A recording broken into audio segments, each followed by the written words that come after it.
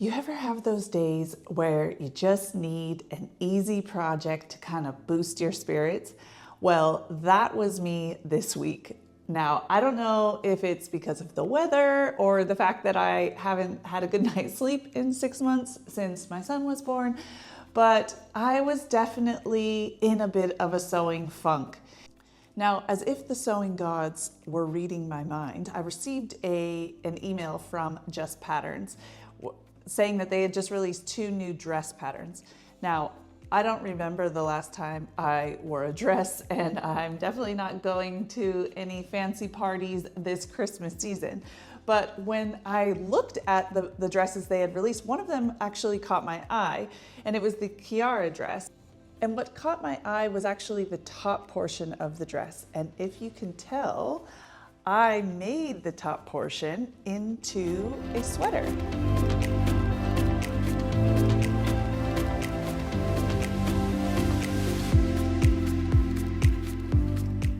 If you're new here, my name is Holly. I am a mother of 3 and I make DIY and fashion videos. So thank you so much for watching. Now, while I was looking for something easy to execute, I didn't want to deviate from my goal to learn something new with every project. And the Kiara top looked interesting to me in that it had this asymmetrical design, a real open shoulder on one side, which meant that the sleeve is a bit shifted down. And anyway, I am not familiar with drafting that silhouette, but it's one that I really like to wear. And so I thought, why the heck not?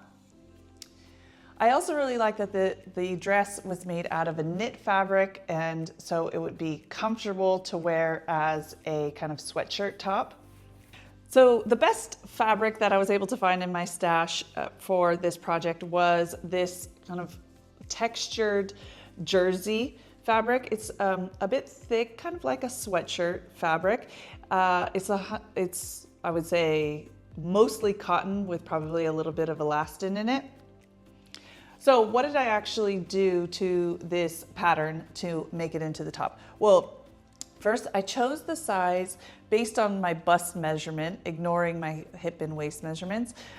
But I ended up being in between sizes 42 and 44. And I went up to the 44 just to make it extra baggy and comfortable. And I'm glad I did that because, as I said, it's super comfortable to wear.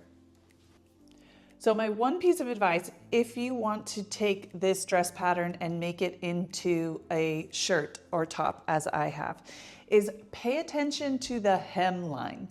Now, this occurred to me when I was cutting out the pattern or taping the pattern together, but I completely forgot about it when I was cutting out the fabric. So I just cut the fabric according to the pattern as it's drafted. But the way the top portion is drafted, it comes down, it tapers down from, the chest down into the waist. So I'll show you what I did for this. I ended up opening the side seam on one side a little bit so that I could create the channel on the inside without it gathering the fabric on the outside. It would just be much better if you drafted the bottom of the shirt panels, keeping in mind the fact that you want to fold them up and create the elastic channel. So in order to do this, you have to decide where the end of the shirt will be, and then everything below that, which will be the part that's folded up underneath, has to be a mirror image of what's above it. So if what's above it comes down like this, then everything that's below the line, below the end of your shirt, has to go like that. The instructions for this pattern were very easy to follow. I can highly recommend it. While I didn't make the skirt portion, I do think that the top portion was the more complicated piece, and it was easy for me to follow. So definitely a beginner-friendly pattern. I also found it easy enough to do on my domestic machine without an overlocker. So I just used the overlock stitch on the raw edges, which, as I've said, it's not my ideal finishing. I don't love it. That's part of why I don't use knits often, but I think it actually worked pretty well with this. I'm happy with how the inside looks. So maybe my fears are a little unwarranted. But if any of you know better finishing methods for knits with a standard sewing machine other than just using the overlock stitch, please let me know. I feel like these sweatshirt type knits are too bulky to do a French seam, but if I'm wrong about that, please let me know. I really like the silhouette of this top. And as you can see, it's kind of big and comfortable and cozy, but it's got this nice off the shoulder detail on the side. The sleeves are tapered, so they're quite big near the body, and then they taper down smaller at the wrist, which I really like because then it gives you the ability to kind of pull it up and the sleeves will stay up. And it's just really comfortable like this. I am going to visit my family in California next week, and I may even wear this on the plane. It's so cozy.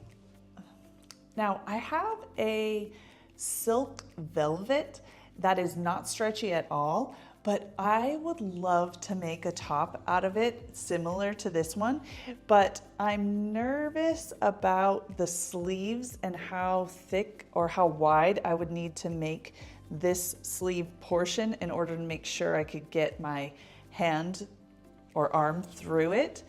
Let me know if you think this design would work in a non-stretch woven.